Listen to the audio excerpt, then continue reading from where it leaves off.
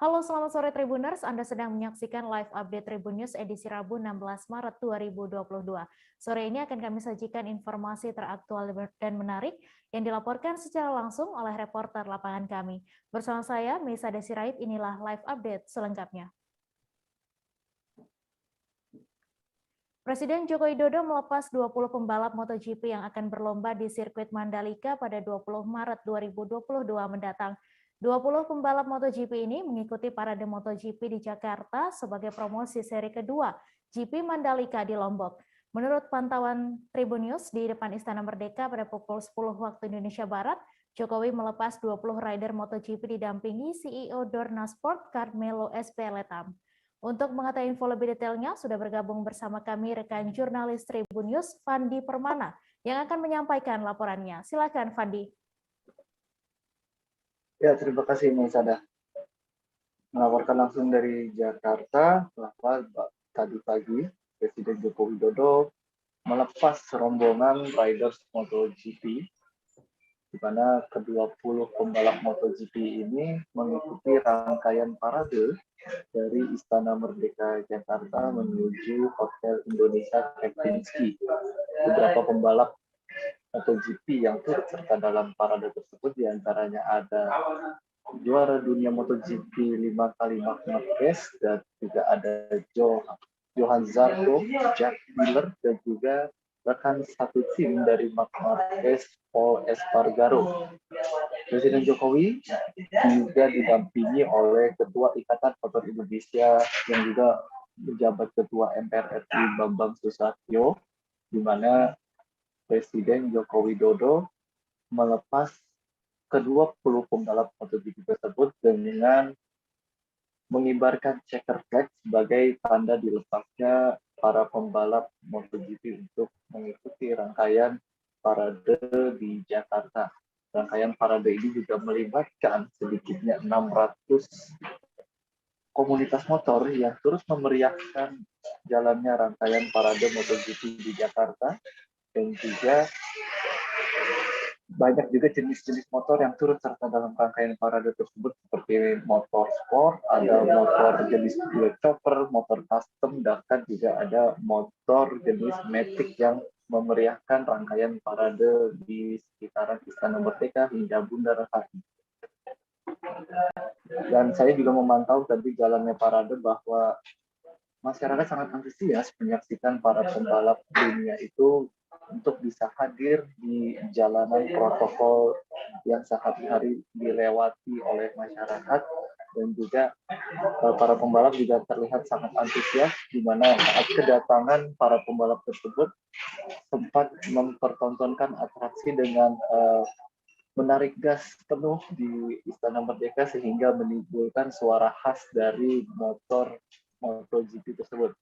Dan Presiden Jokowi juga tampak berbincang dengan para pembalap saat menjamu di Istana Merdeka hingga melepas ke-20 pembalap itu untuk mengikuti rangkaian parade menuju Bundaran Hotel Indonesia dan finish di Hotel Indonesia Kempinski. Seperti diketahui bahwa seri kedua MotoGP ini akan digelar di sirkuit internasional Mandalika Lombok pada tanggal 18 sampai 20 Maret. Dan menurut informasi yang saya dapatkan, selanjutnya para pembalap ini sore ini akan terbang menuju Lombok untuk mengikuti rangkaian sesi perlombaan, di mana pada tanggal 18 para pembalap akan mengikuti sesi free practice 1 dan juga dilanjutkan pada hari Sabtu kualifikasi yang melibatkan kelas MotoGP, Moto2, dan juga Moto3. Dan untuk ajang race-nya sendiri atau balapannya akan digelar pada hari Minggu 20 Maret 2022.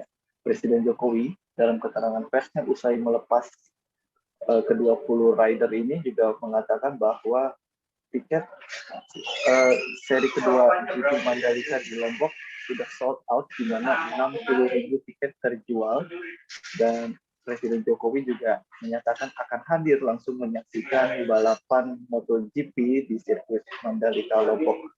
Dan Jokowi juga memberikan apresiasi penuh untuk rangkaian parade ini dan juga memberikan apresiasi terhadap salah satu eh, riders asal Indonesia yang turut serta dalam rangkaian MotoGP seri kedua di Mandalika, di mana ada pembalap Asia Talent Cup yaitu Wahyu Aji yang akan eh, turun dalam perlombaan di sirkuit internasional Mandalika pada hari Minggu 20 Maret mendatang. Baik, Sada. Ya baik, terima kasih Fandi Permana atas laporan Anda, dan Tribuners, wartawan kami juga telah menghimpun keterangan dari Presiden Joko Widodo. Berikut tayangannya untuk Anda. Tadi sudah kita lepas bersama-sama para pembalap dari mancanegara untuk nanti mereka akan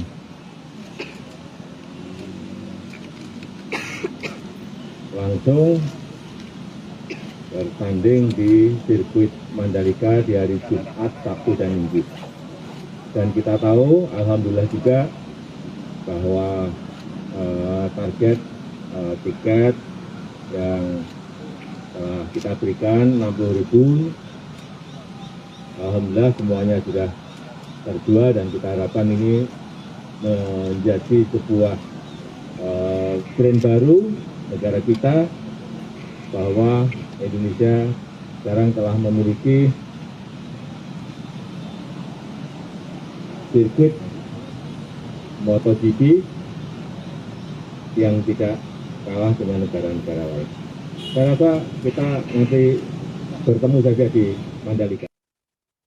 2 hari jelang ajang balapan Pertamina Grand Prix of Indonesia, MotoGP Indonesia 2022 di Mandalika, pihak ITDC mengklaim penjualan tiket mencapai 100.000 lembar.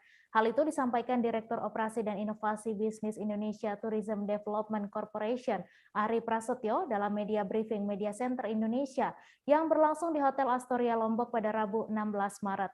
Pembeli tiket untuk menonton seri 2 balap MotoGP di sirkuit Mandalika berasal dari seluruh daerah se-Indonesia. Untuk info selengkapnya akan disampaikan oleh rekan jurnalis Tribun Bali, Zainal Nur Arifin, yang kini sudah terhubung bersama kami. Silahkan Zainal. Ya, selamat sore rekan media studio, dapat dilaporkan langsung dari depan sirkuit Mandalika. Ya, memang pihak ITDC sendiri dalam media briefing Media Center Indonesia MotoGP Mandalika 2022 siang tadi mengklaim bahwa 100.000 lembar tiket telah terjual. Tetapi angka tersebut merupakan angka akumulasi tiket yang terjual selama 3 hari atau tiket yang tersedia 18 hingga 20 Maret 2022. Nah, untuk pembeli tiket tersebut sendiri, ada 5 kota besar yang mendominasi pembelian itu.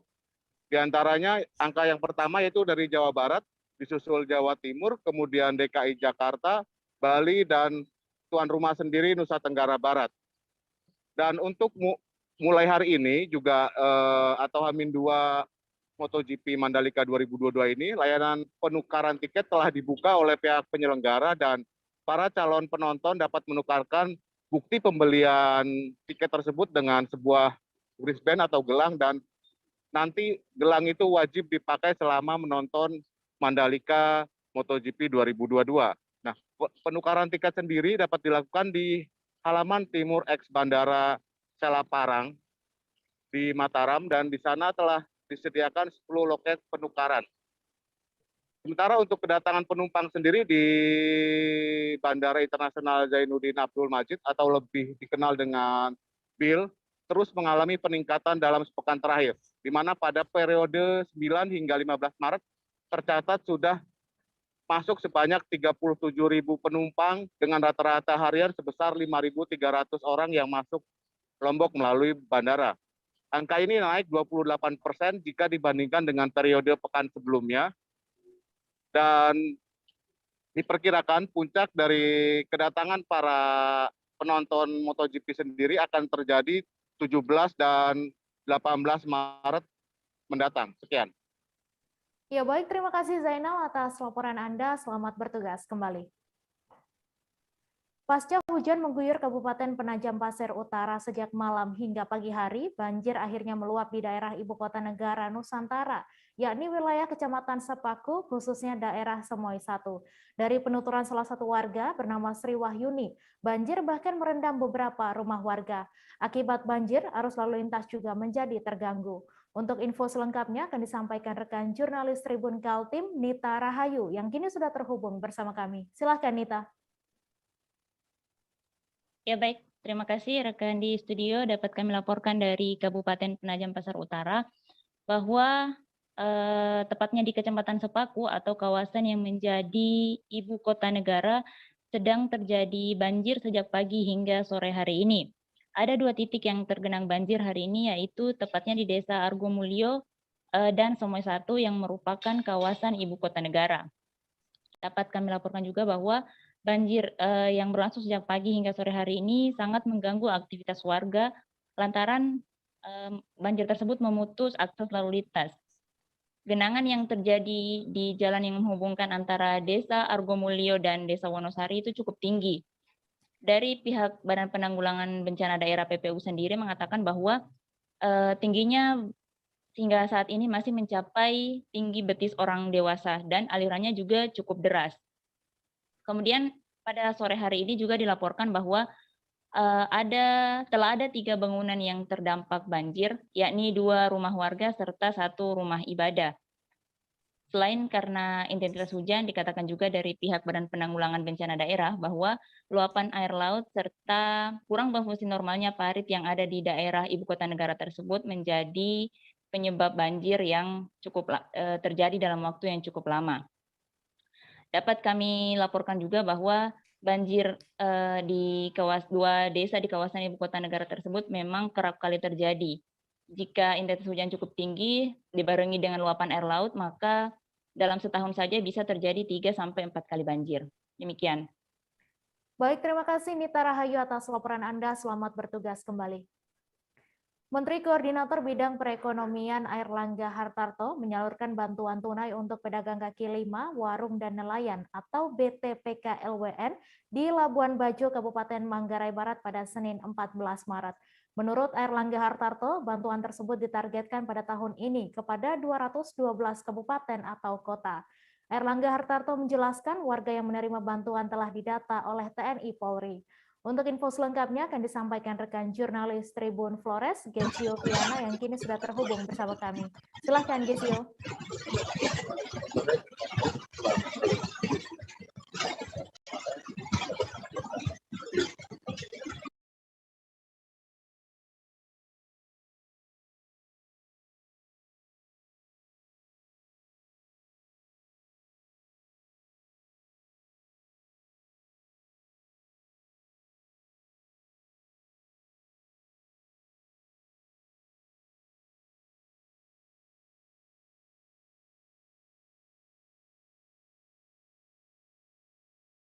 Silakan Gesio dengan laporan Anda.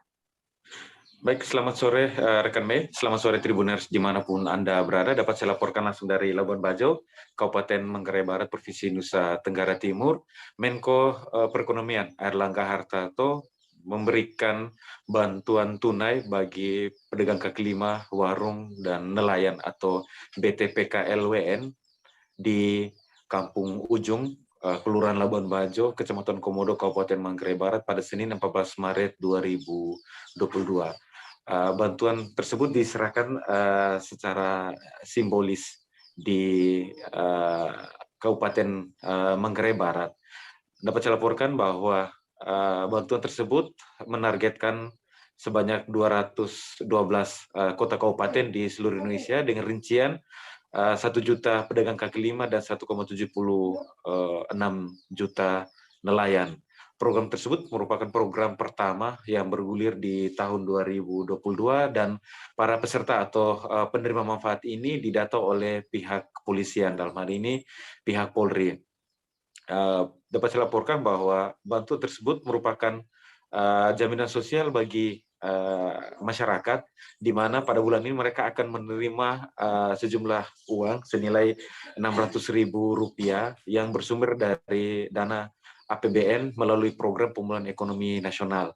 Di NTT sendiri, berdasarkan penuturan dari Menko Perekonomian, terdapat 16.000 penerima, dan untuk Kabupaten Manggarai Barat mendapatkan jatah 4.000 penerima. Melalui program yang dilakukan secara nasional ini, Menko Perekonomian Airlangga Hartarto berharap dan sangat optimis dapat mengurangi angka kemiskinan ekstrim yang terjadi, terlebih bagi para pedagang kaki lima, warung maupun juga nelayan dalam situasi pandemi COVID-19 yang telah berjalan kurang lebih 2 tahun terakhir ini.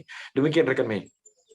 Baik, terima kasih Gesi Oviana atas laporan Anda, dan Tribuners, wartawan kami juga telah menghimpun wawancara dengan Menko Perekonomian Airlangga Hartarto. Berikut tayangannya untuk Anda. Program bantuan tunai untuk pedagang kaki lima, warung dan nelayan.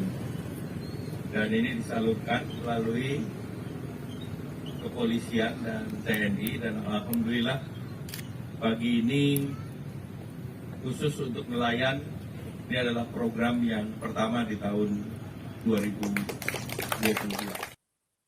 Kami akan kembali selesai jeda sejenak, Tribuners, tetap di live update. Oke, apa kabar Bang Ariski di sini untuk strateginya? Kalau saya sendiri di Game Week 37 ini yang semalam baru mulai, saya udah pasti. Sebenarnya aku nggak ngerasa itu penangkapan atau penggerebegan atau apapun itu, karena gini loh, posisinya aku kriteria. Jadi kita mengenal disebut dengan stroke yang tidak berdarah dengan stroke yang berdarah.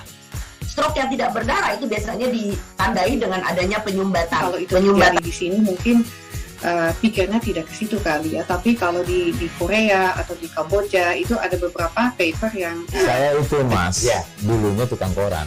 Oh gitu ya, tukang koran. Ya, saya baca itu Pak. Tuh kan, pernah baca kan? Ya. Jadi kalau saya jadi tanggam itu udah bersyukur banget. Si anak ini dijadikan sebagai tersangka begitu. Ya, kalau ini kita bicara yang di luar kasus Bongombo ya. Dengan nama hujan shower, di mana terdapat batas jelas antara daerah hujan dan tidak hujan yang biasanya terjadi pada fase awal mature stage atau tahap berbahaya itu Kang. Jadi mulai artinya terjadinya perlembekan. Nah itu untuk penetrasi akan sulit begitu ya. Dok, saya ini menurut saya memang tidak mudah, bukan urusan tanah diambil.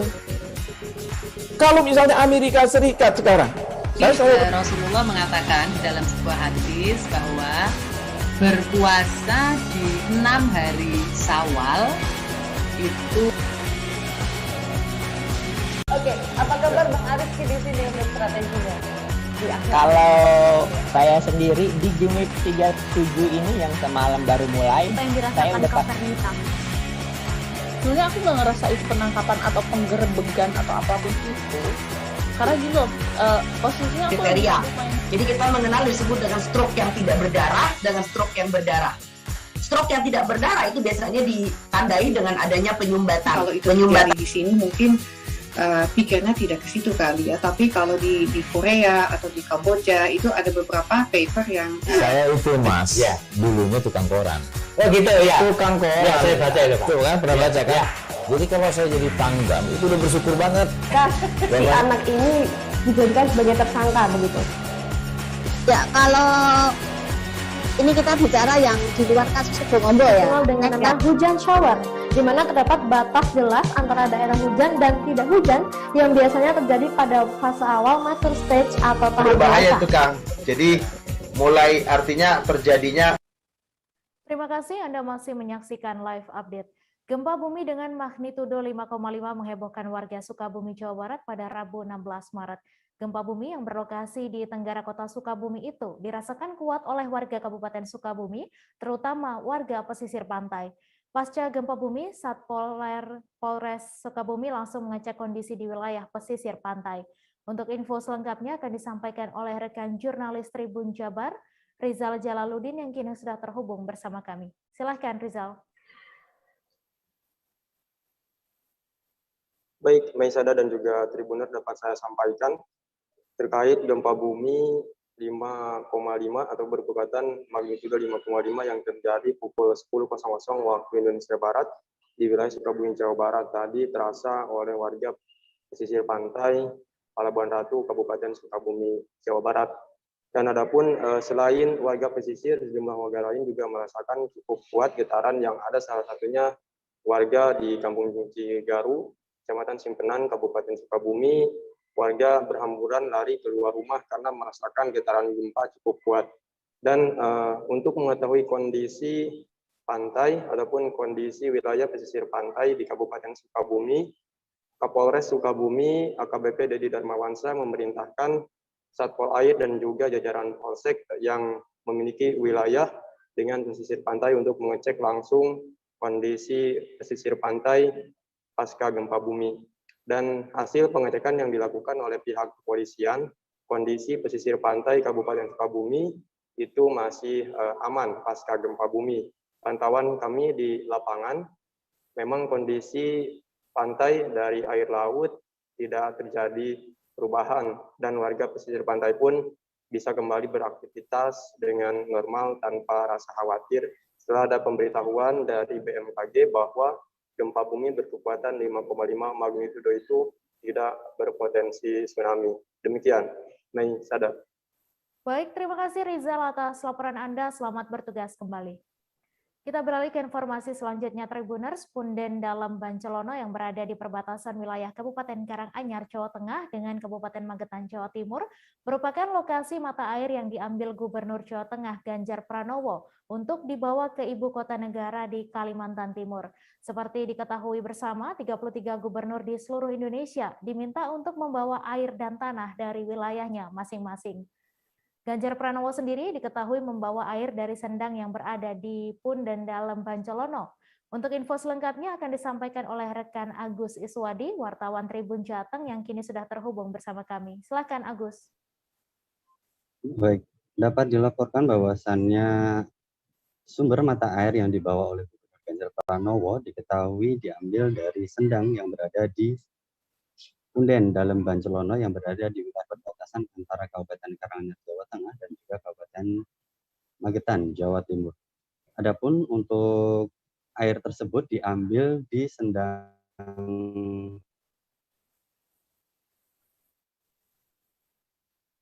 Putri dan juga Punden. Adapun untuk Punden Dalem Bancelono berada di perbatasan antara Jawa 400 Mdpl. Untuk lokasi kompleks tersebut, untuk altar utama Punden Bancelono berada di wilayah Kabupaten Karanganyar, sedangkan sendang Putri dan juga sendang Lanang berada di wilayah Kabupaten Magetan atau Jawa Timur. Antara Punden Bancelono dan juga kedua sendang tersebut dipisahkan dengan aliran sungai dari Kawah Condrodimulko, Gunung Lawu.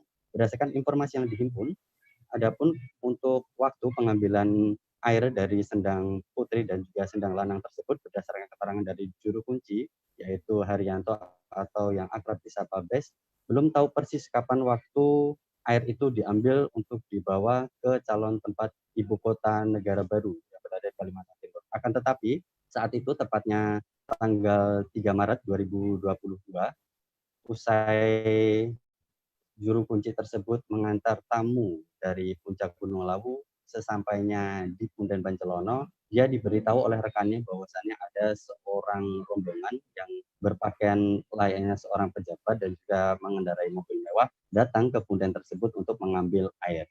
Adapun B sendiri, sapaan akrab dari juru kunci, tidak mengetahui persis siapa orang tersebut yang ditugaskan untuk mengambil air dari sendang yang berada di kawasan komplek Punden Dalem Bancelono.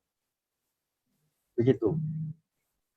Ya baik, terima kasih atas laporan Anda dan Tribuners. Wartawan kami juga telah menghimpun wawancara dengan salah seorang juru kunci. Berikut tayangannya untuk Anda.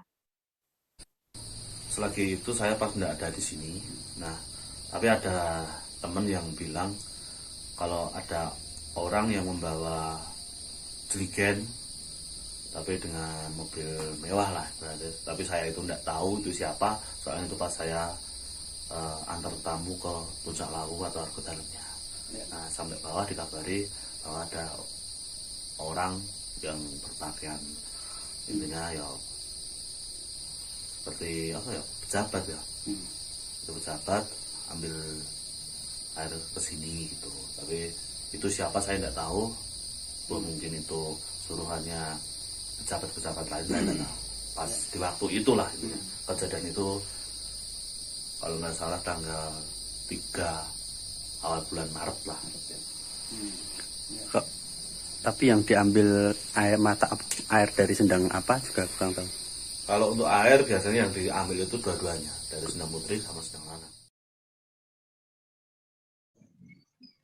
MO, istri Tobiin terduga teroris yang ditangkap Densus 88 anti teror pada Selasa 15 Maret dini hari disebut sempat melawan petugas saat dilakukan penggeledahan. Hal tersebut diungkapkan Jaro Uki, warga RT 3 RW 4 Blok D4 nomor 1 Perumahan Samawa Village, Jatimulya, Sepatan Timur, Kabupaten Tangerang yang diizinkan ikut masuk ke dalam rumah Tobiin saat penggeledahan dilakukan. Jaro mengatakan MO sempat menolak saat petugas ingin memeriksa identitas KTP milik Tobiin. Untuk info selengkapnya akan disampaikan rekan jurnalis Warta Kota, Gilbert Semsandro yang kini sudah terhubung bersama kami. Silakan Gilbert. Baik, Mei. Ya, Mei, kemarin Selasa 15 Maret 2022, Densus 88 anti teror Polri menangkap seorang terduga teroris di Perumahan Samawa Village, Jatimulya, Sepatan Timur, Kabupaten Tangerang. Terduga teroris yang berhasil diamankan oleh Densus 88 anti teror Polri tersebut adalah Tobiin pada pukul 5.00 waktu Indonesia Barat dini hari. Setelah melakukan penangkapan terhadap Tobiin, Densus 88 kemudian melakukan penggeledahan di rumah Tobiin yang berada di kawasan Perumahan Samawa Village tersebut. Dalam penggeledahan tersebut,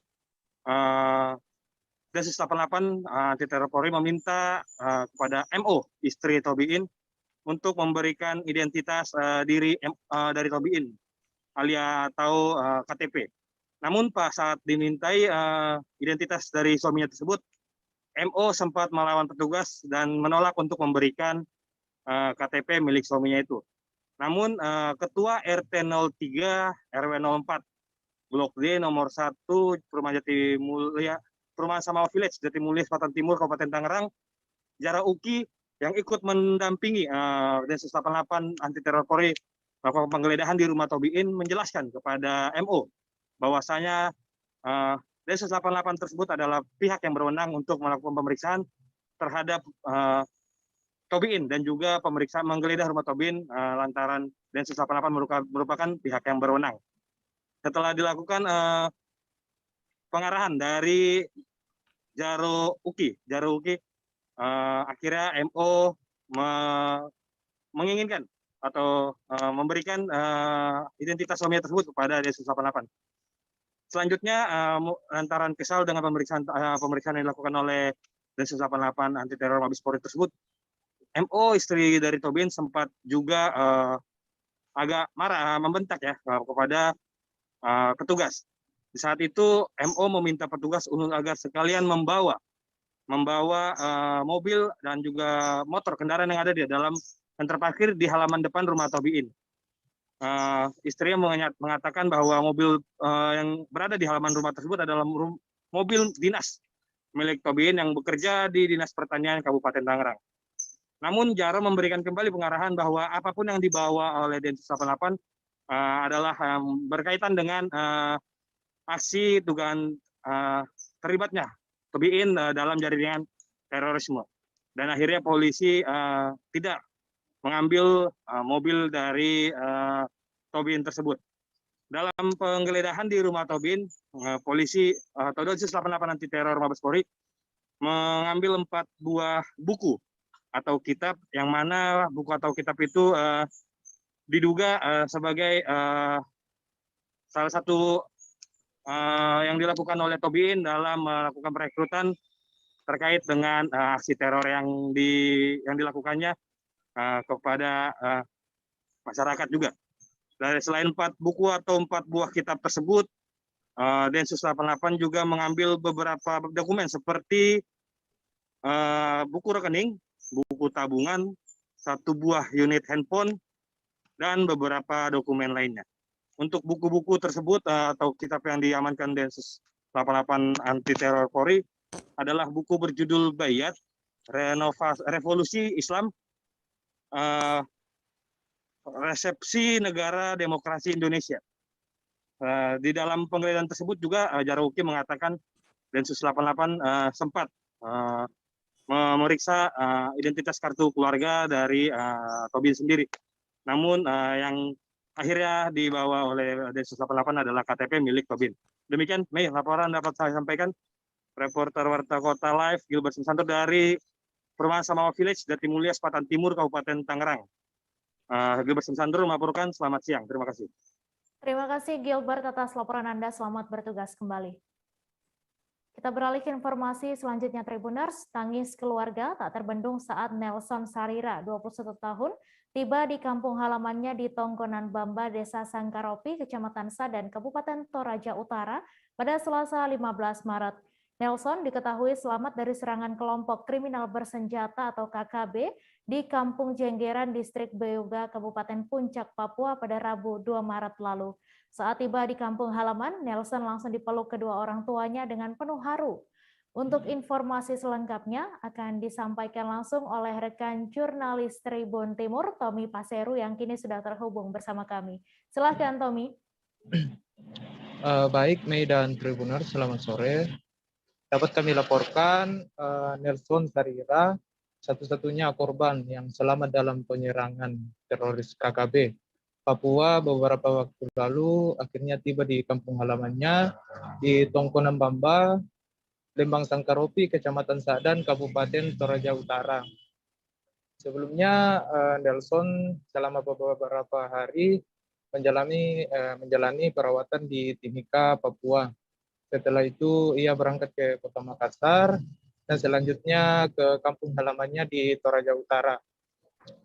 Saat memasuki wilayah Toraja, Nelson disambut oleh puluhan warga yang menggunakan motor dan mobil. Salah satu mobil yang melakukan penyambutan juga membawa spanduk yang bertuliskan "Selamat datang pejuang telekomunikasi". Setibanya di kampung halaman atau di rumahnya, Nelson langsung dipeluk oleh kedua orang tuanya. Sejumlah keluarga dan kerabatnya juga tak berhenti menangis karena bahagia Nelson sudah tiba di kampung halaman. Kami mengkonfirmasi ayah Nelson bernama Yohanes Sarira. Dia mengaku sangat senang dan bahagia Nelson tiba dengan selamat.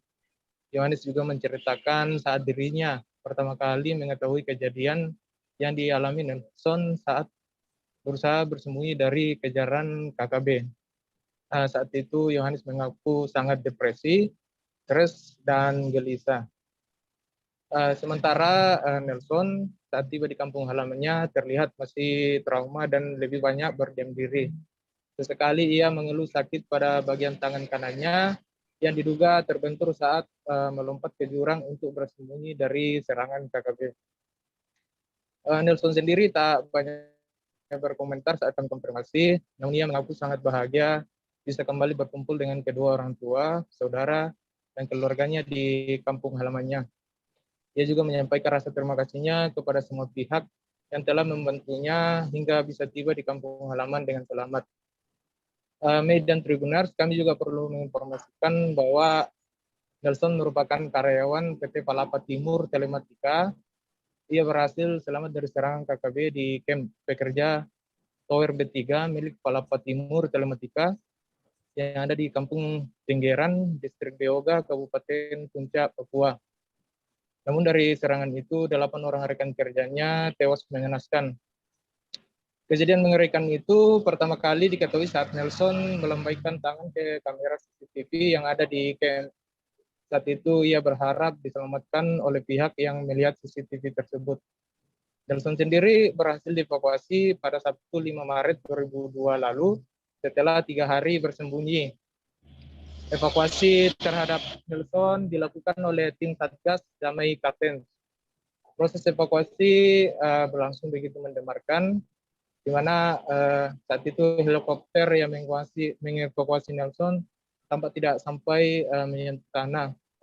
Dan setelah berhasil dievakuasi, Nelson lalu dibawa petugas ke Kapolres Mimika guna mendapat perawatan lebih lanjut. Demikian, Mei. Ya baik, terima kasih Tommy atas laporan Anda, dan Tribuners, wartawan kami juga telah menghimpun wawancara dengan ayah Nelson Sarira serta Nelson Sarira. Berikut tayangannya untuk Anda. Dari media. Nah sekarang ini kan Nelson sudah kumpul dengan keluarga. Ya, perasaannya Pak gimana? Oh bangga sekali dan senang sekali Pak. Dan senang sekali. Apalagi diiringi teman-teman media dari berbagai macam media. Kami senang sekali bersama sudah anak kami Nelson. Sehat, tidak sesuatu pun yang ada yang kurang atau apa. Sehat walafiat. Setelah saya sampai di kampung, saya sungguh sangat senang sekali mau ketemu sama orang tua. Kami masih akan menyajikan informasi menarik untuk Anda. Seusai jeda sejenak, tetap di live update. Oke, apa kabar Bang Arifki di sini untuk strateginya? Kalau saya sendiri di Gimik 37 ini yang semalam baru mulai, saya udah pasti. Sebenarnya aku nggak ngerasa itu penangkapan atau penggerebegan atau apapun itu. Karena gini loh, posisinya aku kriteria. Jadi kita mengenal disebut dengan stroke yang tidak berdarah dengan stroke yang berdarah. Stroke yang tidak berdarah itu biasanya ditandai dengan adanya penyumbatan. Kalau itu terjadi di sini mungkin pikirnya tidak ke situ kali ya, tapi kalau di Korea atau di Kamboja itu ada beberapa paper yang saya itu Mas, ya, dulunya tukang koran. Oh gitu ya. Tukang koran. Ya, saya baca itu Pak. Tuh kan pernah baca kan? Ya. Jadi kalau saya jadi tanggam itu udah bersyukur banget. Si anak ini dijadikan sebagai tersangka begitu. Ya kalau ini kita bicara yang di luar kasus Sebongombo ya. Dengan nama hujan shower, di mana terdapat batas jelas antara daerah hujan dan tidak hujan yang biasanya terjadi pada fase awal mature stage atau tahap bahaya itu Kang. Jadi mulai artinya terjadinya perlembekan. Nah itu untuk penetrasi akan sulit begitu ya. Dok saya ini menurut saya memang tidak mudah, bukan urusan tanah diambil. Kalau misalnya Amerika Serikat. Terima kasih Anda masih menyaksikan live update. Menyusul kelangkaan minyak goreng yang terjadi di pasaran, pihak Pemprov Kaltara memastikan monitoring akan stok minyak goreng terus dilakukan. Selain monitoring, pihaknya juga melaksanakan operasi pasar minyak goreng, seperti yang dilaksanakan pada Selasa 15 Maret di halaman kantor Disperindakkop Kaltara. Menurutnya, operasi pasar dan monitoring cukup efektif untuk memastikan stok minyak goreng kembali tercukupi. Untuk detail informasinya akan disampaikan langsung oleh rekan jurnalis Tribun Kaltara, Ilhami Faudi, yang kini sudah terhubung bersama kami. Silahkan Faudi. Baik, rekan media dapat dilaporkan bahwa pihak Pemprov Kaltara sampai saat ini telah melaksanakan operasi pasar untuk minyak goreng agar kelangkaan minyak goreng di pasaran itu dapat segera teratasi. Gubernur Kaltara Zainal Pawang mengatakan kemarin Kaltara kedatangan 3 kontainer minyak goreng dengan satu kontainernya memiliki kapasitas hingga 19.500 liter. Kedatangan kontainer ini dipastikan dapat memenuhi stok kebutuhan minyak goreng untuk di Kaltara dalam beberapa waktu ke depan. Selain itu pihaknya juga akan melaksanakan beberapa operasi pasar minyak goreng di beberapa daerah atau di 5 kabupaten kota di Kaltara, selain yang dilaksanakan di Tanjung Selor pada hari ini dan pada hari Selasa kemarin. Menurut Gubernur Kaltara, pihaknya juga akan memonitor stok minyak goreng dan bekerja sama dengan instansi lain seperti dari Disperindakkop dan juga kepolisian atau Polda Kaltara.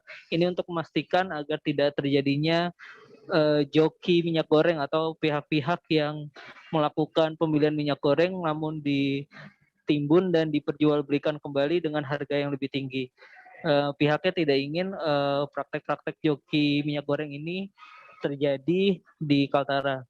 Dan sampai saat ini juga pihak Pemprov Kaltara mengatakan bahwa ke depan akan kembali datang sekitar 18 kontainer minyak goreng yang nantinya akan didistribusikan kepada retail-retail lokal yang ada di Kaltara. Pihaknya berharap dengan kedatangan belasan kontainer minyak goreng ini, stok minyak goreng di Kaltara akan dapat kembali normal seperti sedia kala. Begitu rekan Mei. Baik, terima kasih Faudi atas laporan Anda, dan Tribuners, wartawan kami juga telah menghimpun wawancara dengan Gubernur Kaltara. Berikut tayangannya untuk Anda. Upaya-upaya kita bersama Satgas, kita kan ada Satgas, ya ada Satgas untuk memonitor di seluruh Kaltara, bukan Bulungan saja, seluruh Kaltara kita monitor. Ya, alhamdulillah bahwa hari ini sudah kita bongkar 2 kontainer, kemudian 3 kontainer dibongkar, kemudian kita akan distribusi ke beberapa tempat. Total semuanya Pak berapa? Ketiga mana akan disperindak itu? Berapa totalnya? 3 kontainer yang sudah masuk, ya, tapi sudah didistribusikan sebagian. 1 kontainer 19.500 liter. Ya, distribusikan ke daerah mana aja? Di mana? Pak, terkait nggak Pak dengan adanya pasar Ya, kita yakin bahwa ini sangat efektif, ya. Kemudian dan bisa lihat di beberapa lokasi di sini sudah banyak juga yang menjual di pinggir ya Pak? Ya, di toko-toko. Toko-toko itu, kemudian di Swalayan juga sudah mulai, di Sebatik sudah tidak ada masalah, di Nunukan tidak ada masalah, insya Allah untuk Kaltara tidak ada masalah. Dalam masyarakat kita himbau tidak usah resah, ya. Pemerintah akan selalu berupaya mendatangkan minyak untuk kebutuhan masyarakat, ya. Pemerintah tidak tinggal diam, pemerintah tidak tidur, pemerintah tetap berusaha, ya. Khususnya di Pemprov Kaltara ini, Pemprov Kaltara selalu berusaha untuk mencukupi kebutuhan masyarakat masalah minyak goreng ini. Nanti bukan masalah minyak goreng aja nanti, semua apa yang dibutuhkan masyarakat kita akan selalu ada upaya-upaya. Ratusan warga Kota Kendari, Provinsi Sulawesi Tenggara mengantri untuk mendapatkan minyak goreng murah. Antrian ini terjadi di Disperindak, Kelurahan Mandonga, Kecamatan Mandonga, Kota Kendari. Menurut pantauan di lapangan, ratusan warga yang mengantri itu didominasi oleh ibu-ibu. Untuk info selengkapnya akan disampaikan langsung oleh rekan jurnalis Tribun Sultra, Husni Husain, yang kini sudah terhubung bersama kami. Silakan Husni. Ya, Mei, dapat saya laporkan bahwa memang betul kemarin telah terjadi antrian yang cukup panjang, yaitu didominasi oleh ibu-ibu, ratusan warga Kota Kendari, Provinsi Sulawesi Tenggara yang mengantri untuk mendapatkan harga bahan pokok minyak goreng yang murah, jauh lebih murah daripada harga jual di pasaran yang saat ini memang di Kota Kendari harganya pun melambung tinggi 5 kali lipat, yaitu dibanderol dengan harga kisaran 70 hingga 80. Nah, untuk itu Disperindak Sulawesi Tenggara atau Dinas Perindustrian dan Perdagangan Provinsi Sulawesi Tenggara menggelar pasar murah minyak goreng yang diselenggarakan mulai dari hari kemarin hingga 3 hari mendatang. Dan hari ini juga masih berlanjut pasar murah dan masih tetap sama terpantau. Memang hari ini cukup ramai dan hari ini untuk mengantisipasi kejadian yang terjadi kemarin, yaitu Mei, kejadian kemarin ada ibu-ibu yang mengantri karena mungkin sudah mengantri sejak lama dari pukul 6 hingga pukul 11 dan sehingga mengakibatkan ibu-ibu ini tadi mengalami pingsan di jalan. Kemudian untuk hari ini Disperindak Provinsi Sulawesi Tenggara untuk mengantisipasi hal-hal serupa membuat dua jadwal untuk yang diberlakukan hari ini, yaitu pada jam pertama yaitu pada pukul dibuka pada pukul 7 hingga jam 11, kemudian dilanjutkan kembali setelah jam istirahat pada pukul 1 hingga pukul 5 sore ini. Demikian rekan Mei.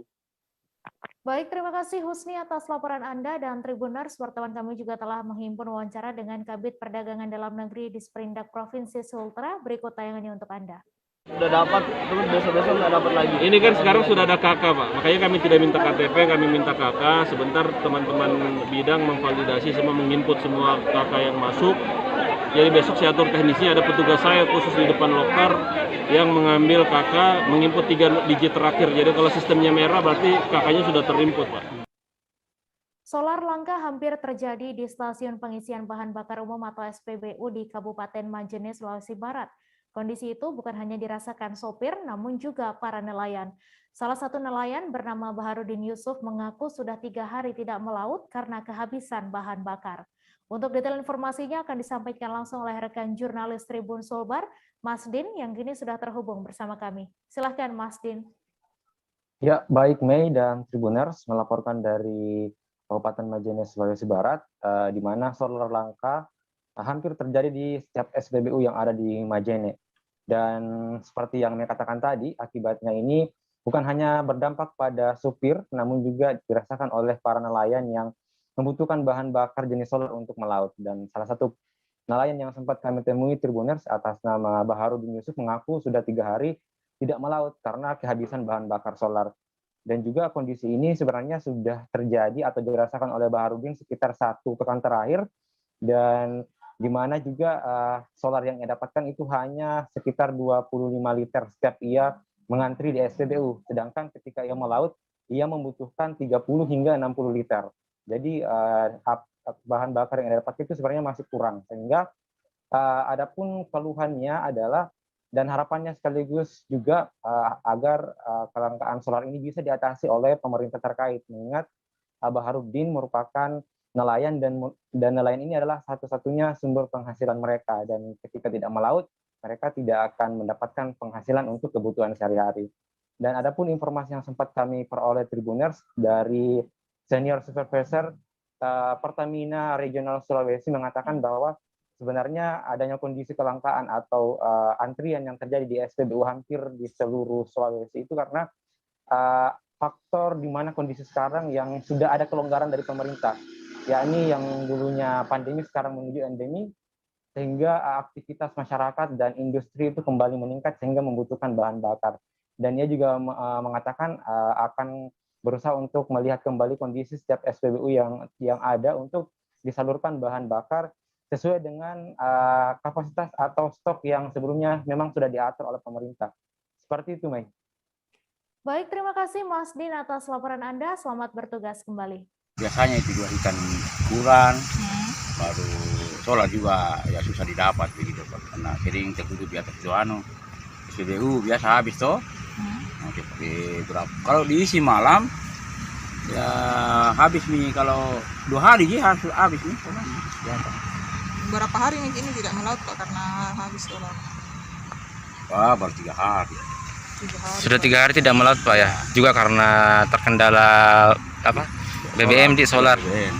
Karena kan kita kalau diisi di atas itu 2 hari dia baru habis lagi. Biasanya berapa liter habis solar setiap pergi melaut itu Pak? Kalau saya, kalau nilai panjala gitu ya sekitar 60 liter per hari. Kalau jauh, yang jauh tuh sekitar berapa mil, 25 mil kita pakai itu solar yang 1 hari itu. Jadi kalau 2 hari kan banyak nelayan.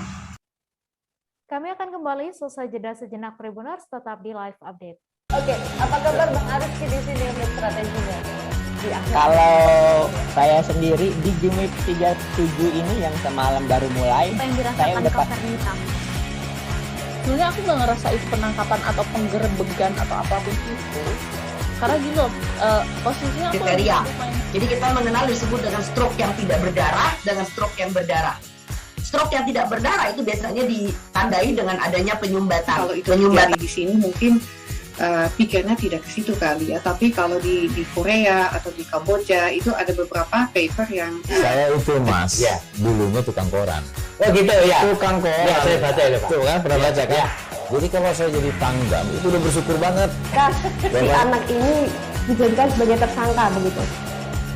Ya, kalau ini kita bicara yang di luar kasus Sebongombo ya. Dikenal dengan nama hujan shower, di mana terdapat batas jelas antara daerah hujan dan tidak hujan yang biasanya terjadi pada fase awal mature stage atau tahap berbahaya itu Kang. Jadi mulai artinya terjadinya perlembekan. Nah itu untuk penetrasi akan sulit. Gitu ya. Dok, saya ini menurut saya memang tidak mudah, bukan urusan tanah diambil. Kalau misalnya Amerika Serikat sekarang, Rasulullah mengatakan di dalam sebuah hadis bahwa berpuasa di 6 hari Syawal itu. Oke, apa kabar Bang Ariski di sini untuk strateginya? Kalau saya sendiri di Gimik 37 ini yang semalam baru mulai, saya udah sebenarnya aku nggak ngerasa itu penangkapan atau penggerebegan atau apapun itu, karena gini loh, posisinya aku kriteria. Jadi kita mengenal disebut dengan stroke yang tidak berdarah dengan stroke yang berdarah. Stroke yang tidak berdarah itu biasanya ditandai dengan adanya penyumbatan. Kalau itu terjadi di sini mungkin pikirnya tidak ke situ kali ya, tapi kalau di Korea atau di Kamboja itu ada beberapa paper yang Saya itu Mas, dulunya tukang koran. Oh gitu ya. Tukang koran. Ya, saya baca ya, Pak. Tuh kan, pernah baca kan? Jadi kalau saya jadi tanggam, itu udah bersyukur banget. Si anak ini dijadikan sebagai tersangka begitu. Ya, kalau ini kita bicara yang di luar kasus Sebongombo ya. Dikenal dengan nama hujan shower, di mana terdapat batas jelas antara daerah hujan dan tidak hujan yang biasanya terjadi pada fase awal mature stage atau tahap Berbahaya dewasa. itu Kang. Jadi mulai artinya terjadinya perlembekan. Nah itu untuk penetrasi akan sulit begitu ya. Dok, saya ini menurut saya memang tidak mudah, bukan urusan tanah diambil. Kalau misalnya Amerika Serikat sekarang, Rasulullah mengatakan di dalam sebuah hadis bahwa berpuasa di 6 hari Syawal itu. Oke, apa kabar Bang Ariski di sini untuk strateginya? Kalau saya sendiri di Jumip 37 ini yang semalam baru mulai, Apa yang saya dirasakan udah Kak Fernita? Sebenarnya aku nggak ngerasa itu penangkapan atau penggerebegan atau apapun itu, karena gini loh, posisinya aku Kriteria. main. Jadi kita mengenal disebut dengan stroke yang tidak berdarah dengan stroke yang berdarah. Stroke yang tidak berdarah itu biasanya ditandai dengan adanya penyumbatan. Kalau itu terjadi di sini mungkin pikirnya tidak ke situ kali ya, tapi kalau di Korea atau di Kamboja itu ada beberapa paper yang Saya itu Mas, dulunya tukang koran. Oh gitu ya. Tukang koran. Ya, saya baca ya, Pak. Tuh kan, pernah baca kan? Jadi kalau saya jadi tanggam, itu udah bersyukur banget. Si anak ini dijadikan sebagai tersangka begitu. Ya, kalau ini kita bicara yang di luar kasus Sebongombo ya. Dikenal dengan nama hujan shower, di mana terdapat batas jelas antara daerah hujan dan tidak hujan yang biasanya terjadi pada fase awal mature stage atau tahap Berbahaya dewasa. itu Kang. Jadi mulai artinya terjadinya perlembekan. Nah itu untuk penetrasi akan sulit begitu ya. Dok, saya ini menurut saya memang tidak mudah, bukan urusan tanah diambil.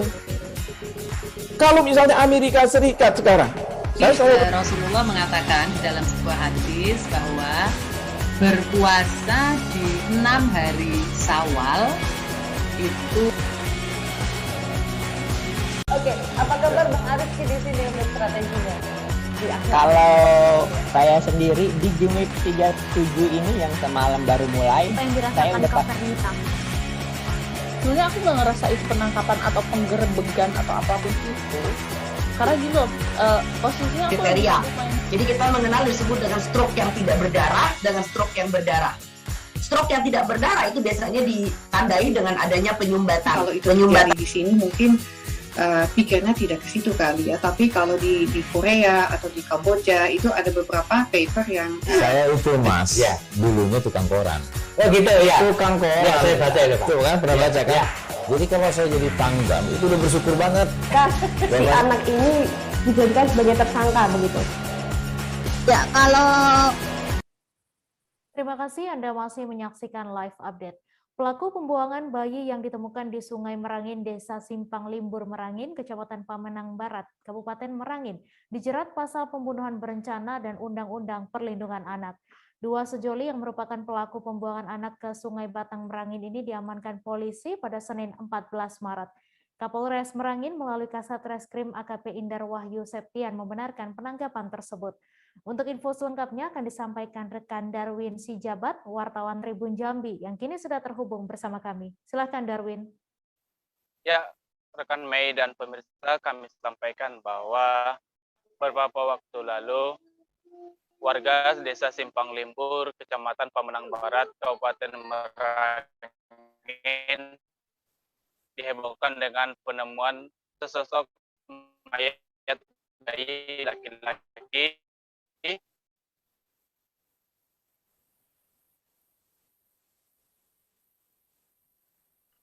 yang terbungkus dalam merupakan perangkap ikan. Saat perangkap ikan diangkat, terdapat sebuah tas yang berwarna hitam. Karena penasaran, warga tersebut atau pemancing tersebut membuka tas tersebut. Namun terkejutnya, masyarakat atau warga atau pemancing tersebut melihat ada mayat bayi laki-laki yang di dalamnya.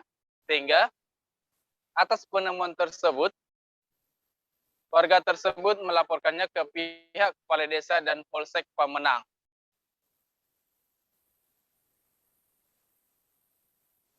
Dan setelah itu penyidikan terhadap penemuan mayat tersebut. Setelah itu, setelah beberapa hari penyelidikan dan berdasarkan informasi yang didapatkan, ditemukan bahwa mayat bayi tersebut disengaja dibuang oleh pasangan kekasih yang laki-laki berinisial R, berumur 21 tahun, warga Desa Kungkai, Kecamatan Bangko, Kabupaten Merangin. Sementara pihak perempuan berinisial I, umur 23 tahun, merupakan warga Desa Muara Jernih, sama-sama merupakan warga Kabupaten Merangin. Nah, keduanya setelah penyelidikan dan penyidikan tersebut, keduanya berhasil diamankan oleh Satreskrim Polres Merangin. Keduanya tidak diamankan, maksud kami diamankan tidak dalam satu tempat tetapi diamankan di masing-masing rumah mereka. Nah, alasan mereka untuk membuang bayi tersebut karena mereka masih belum menikah, artinya terjadi hubungan suami istri di luar pernikahan, sehingga karena takut menanggung malu, karena mereka berencanakan untuk menikah, sehingga ada niatan untuk membuang bayi tersebut. Sehingga dari hasil pemeriksaan diindikasikan ada unsur kesengajaan ataupun pembunuhan berencana, sehingga Polres Merangin menyangkakan kepada kedua pelaku yang kini telah mendekam di Mapolres Merangin, disangkakan pada pasal 340 pembunuhan berencana dan perlindungan perempuan dan anak. Demikian pemirsa dan rekan Meh. Baik, terima kasih Darwin atas laporan Anda dan Tribuners. Wartawan kami juga telah menghimpun wawancara dengan Kasat Reskrim Polres Merangin. Berikut tayangannya untuk Anda. Kita telah mengamankan pelaku pembuangan jasad bayi itu ya? Betul, kita sudah mengamankan dan sudah kita tangkap kemarin terkait dengan pembuangan jasad bayi yang kita temukan di Pamenang. Ini pelakunya siapa, Bang? Saat ini yang kita amankan dan yang diduga pelaku adalah sepasang dua sejoli yang perempuan dan laki-lakinya memiliki hubungan. Ini dibuangnya di mana, Bang, kemarin, Bang? Dibuangnya di jembatan dekat rumah Bupati. Dalam masih keadaan hidup, Bang? Pada saat itu dalam keadaan hidup, dibuang dan dibungkus dengan tas warna hitam. Untuk proses selanjutannya? Proses selanjut saat ini masih kita lakukan pemeriksaan dan sudah kita lakukan penahanan. Kurang dari 24 jam, Reskrim Polres Tapin bersama Resmob menangkap 2 orang pelaku yang terlibat dalam kasus pembunuhan di Desa Perandakan, Kecamatan Lokpaikat, Kabupaten Tapin pada Rabu 16 Maret. Penangkapan terhadap kedua pelaku diungkap dalam konferensi pers dipimpin Kapolres Tapin, AKBP Ernesto Saiser, didampingi Wakapolres Tapin. Kapolres Tapin AKBP Ernesto Saiser mengatakan kedua tersangka yang diamankan yakni MF dan FA, sedangkan korban yang meninggal dunia bernama Ari.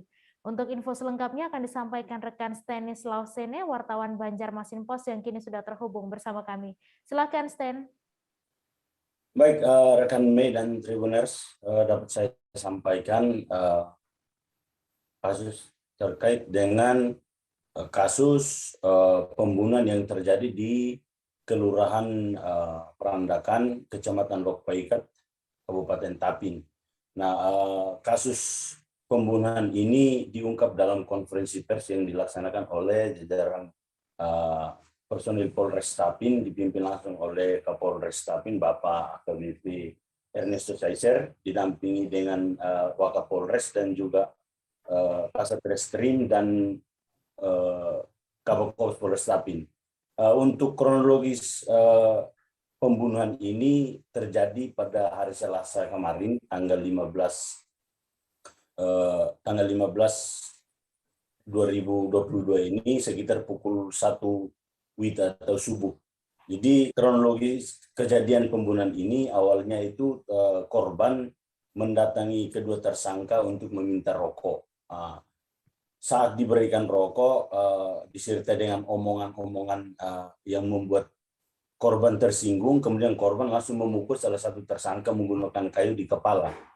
Nah, aksi tersebut kemudian tidak diterima oleh pelaku dan keduanya sempat terlibat perkelahian. Lalu dengan reaksi tersendiri pelaku langsung mencabut pisau dan menusuk korban sebanyak 7 kali sehingga korban langsung pandaran dan akhirnya meninggal.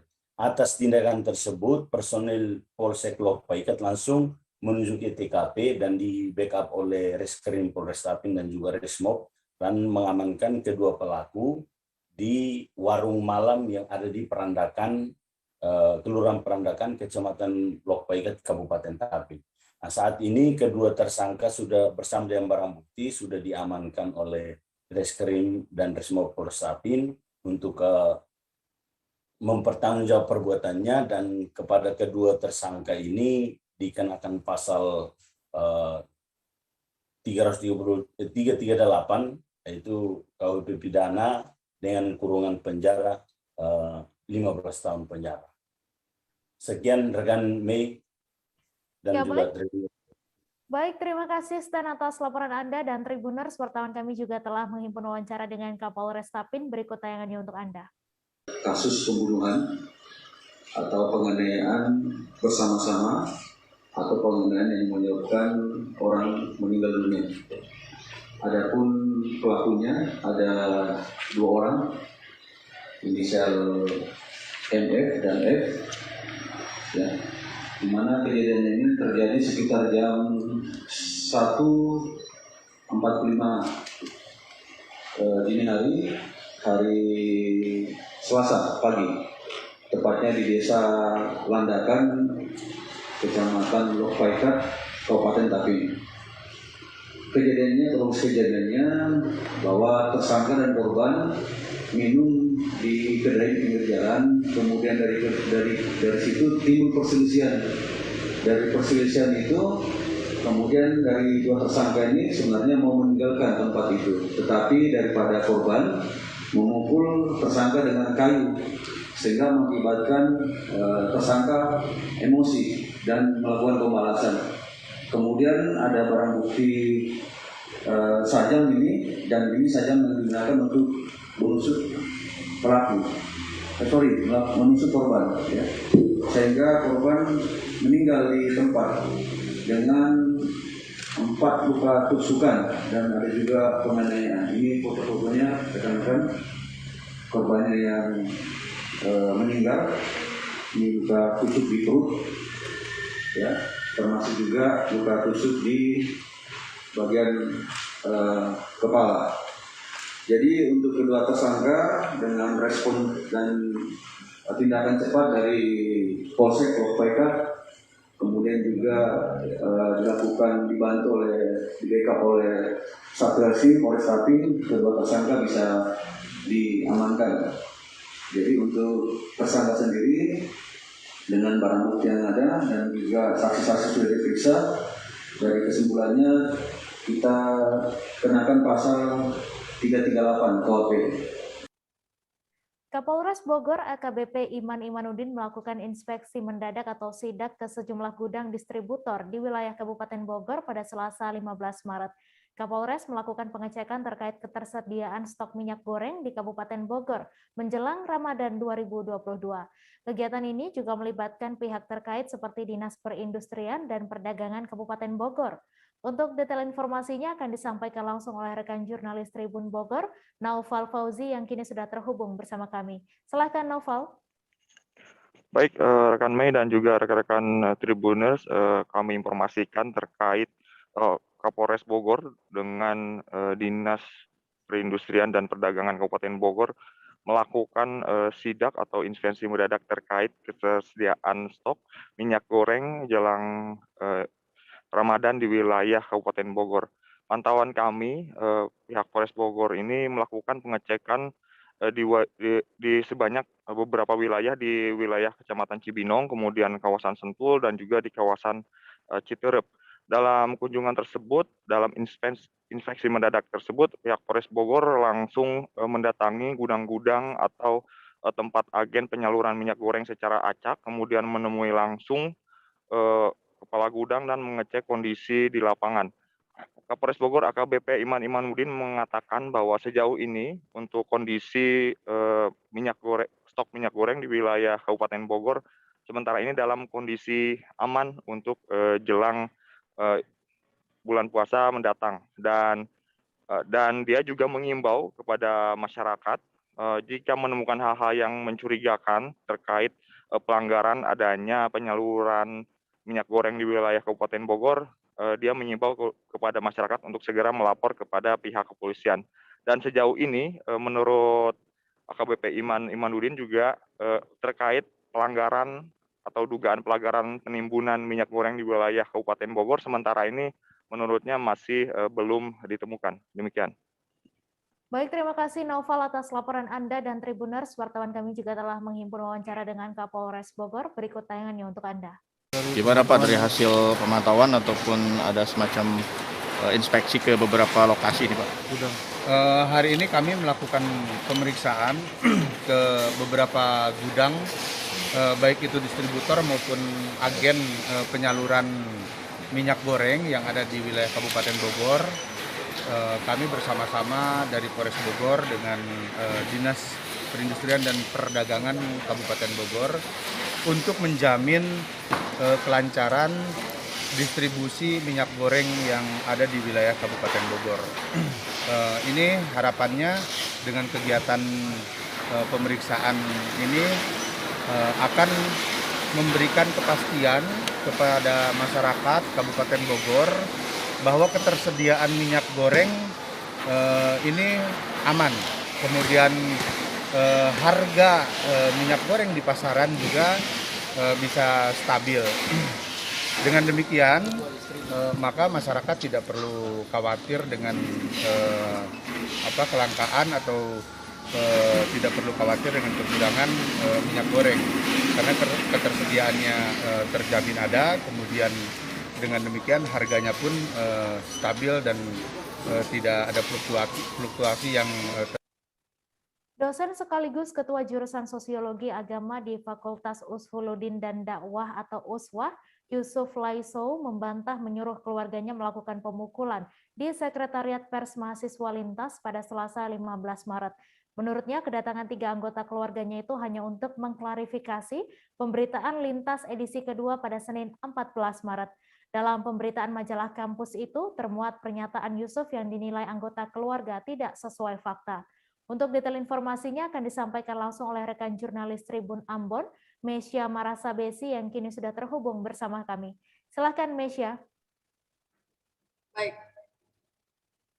Mei dan juga Tribuners, Selasa 15 Maret 2022 kemarin, 2 mahasiswa Institut Agama Islam Negeri Ambon dipukul 3 orang yang diketahui adalah keluarga Ketua Jurusan Sosiologi Agama Fakultas Usuluddin dan Dakwah IAIN Ambon, yaitu Yusuf Laiso.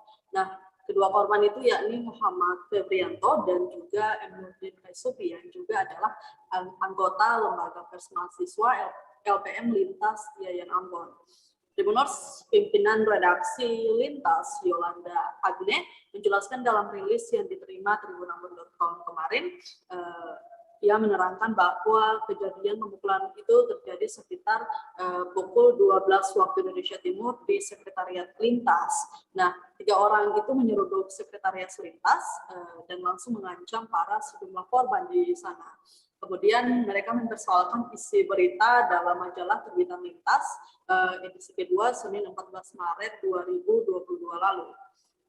Adu mulut saat mereka tiba, adu mulut pun sempat terjadi dan memanas ketika salah seorang pelaku mengetahui ada salah satu korban yang merekam peristiwa tersebut. Nah, untuk setelah diketahui aksi perampasan juga sempat terjadi dan kemudian diakhiri dengan pemukulan seperti itu. Kemudian untuk diketahui di dalam terbitan lintas itu dibeberkan sejumlah kasus terkait dengan pelecehan seksual yang terjadi di kampus IAIN Ambon yang juga melibatkan dosen hingga pegawai. Nah, sementara itu Tribuners, dosen sekaligus ketua jurusan itu, Yusuf Leso, membantah menyuruh keluarganya melakukan pemukulan di sekretariat LPM Lintas. Menurutnya kedatangan 3 orang itu untuk semata-mata hanya untuk mengklarifikasi peristiwa yang terjadi dan mengklarifikasi dalam pemberitaan Lintas yang rilisnya dikirim ke berbagai media yang ada di Kota Ambon. Demikian laporan saya. Baik, terima kasih Mesya atas laporan Anda, dan Tribuners, wartawan kami juga telah menghimpun wawancara dengan pihak terkait. Berikut tayangannya untuk Anda.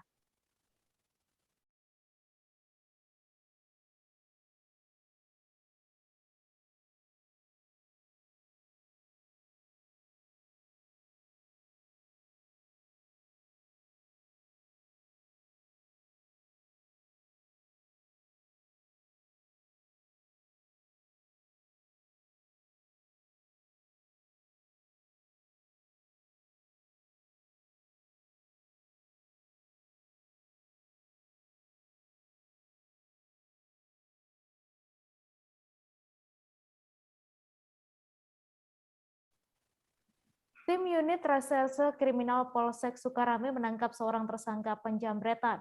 Tersangka bernama Hendra Gunawan, berusia 36 tahun, merupakan warga Seberang Ulu 1 Palembang, Sumatera Selatan.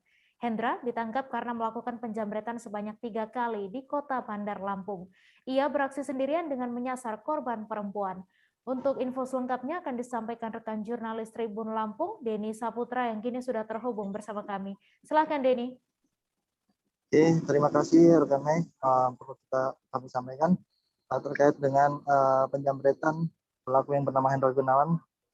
Ini tim unit Reskrim Polsek Sukarame itu berhasil menangkap pelaku penjambretan yang bernama Hendra Gunawan, itu warga Seberang Ulu 1 Palembang. Pelaku sudah melakukan aksi penjambretan ini sebanyak 3 kali di wilayah Bandar Lampung. Namun terakhir Hendra beraksi seorang diri, itu terakhir di wilayah di Jalan Kimaja, Wai Halim, Bandar Lampung dengan penjambretan ponsel. Saat konferensi pers, Kapolsek Sukarame Kompol Warsito menjelaskan penangkapan tersangka itu berdasarkan dari laporan korban yang bernama Teresia Mary, 27 tahun. Korban itu tersebut melaporkan atas kehilangan tas yang berisi ponsel yang dijambret oleh pelaku pada Selasa tanggal 1 Maret 2022. Nah, saat itu korban baru saja mengambil uang di ATM Jalan Kimaja, Bandar Lampung, namun tanpa disadari oleh korban, pelaku tiba-tiba datang dan menarik tas yang ada di tangannya. Nah, berdasarkan laporan tersebut, pihak kepolisian melakukan penyelidikan, namun berhasil teridentifikasi dari rekaman CCTV. Selanjutnya, pelaku dilakukan penangkapan oleh polisi yang saat itu sedang berada di Indekos Jalan Urip Sumaharjo, Gunung Sulah, Wai Halim, Bandar Lampung. Namun terkait atas penangkapan tersebut, polisi menyita barang bukti yaitu 1 unit Honda Sonic warna hitam plat BD 8410 CS dan helm yang digunakan saat beraksi. Atas perbuatannya tersebut, pelaku dijerat dikenai pasal 365 KUHP pidana tentang tindak pidana pencurian dengan pemberatan dengan ancaman pidana paling lama 9 tahun penjara. Demikian, rekan Mei. Terima kasih Denny Saputra atas laporan Anda. Selamat bertugas kembali. Atas nama D sudah mengakui 3 kali melakukan kejahatan. Yang terakhir adalah terhadap korban Teresia Mary, kejadiannya di Jalan Kimaja, Kelurahan Wai Halim, Kecamatan Wai Halim. Modusnya kan seperti apa nih? Untuk modus tersangka yang sering dilakukan adalah dia membuntuti sasaran, kemudian dengan melakukan merampas barang milik korban, baik HP maupun tas. Untuk korban sendiri rata-rata wanita atau? Rata-rata wanita. Barang bukti yang diamankan apa ya, Bang? Ini barang bukti yang berhasil kami amankan di tempat kontrakannya di Gunung Sulah. Ini berapa helm, kemudian ada bungkus HP, kemudian 1 unit sepeda